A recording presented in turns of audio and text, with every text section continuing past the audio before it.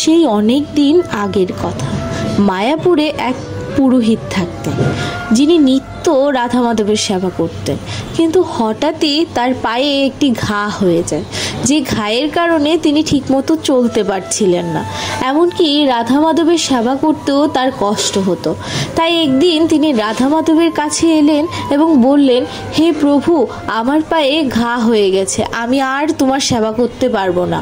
প্রভু বলেন, তুমি তোমার পা নিয়ে চিন্তিত, তাহলে আমার পায়ের ঘা কে সারিয়ে তুলবে? প্রভুর মুখ থেকে এ কথা শোনা মাত্রই পুরোহিত মশাই তাড়াতাড়ি প্রভুর পায়ের দিকে তাকান এবং দেখেন প্রভুর পায়ে সত্যিই ঘা হয়ে গেছে। প্রভুর পায়ে ঘা দেখে তার অন্তর কেঁদে ওঠে। তিনি সঙ্গে সঙ্গে হলুদ চন্দন বেটে প্রভুর পায়ে লাগিয়ে দেন। প্রভুকে হলুদ চন্দন লাগাতেই তার নিজের পাও সেরে ওঠে। এই কলিযুগেও ভগবান ভক্তের সমস্ত কষ্টকে নিজেই ধারণ করে। হরি বল, রাধে রাধে।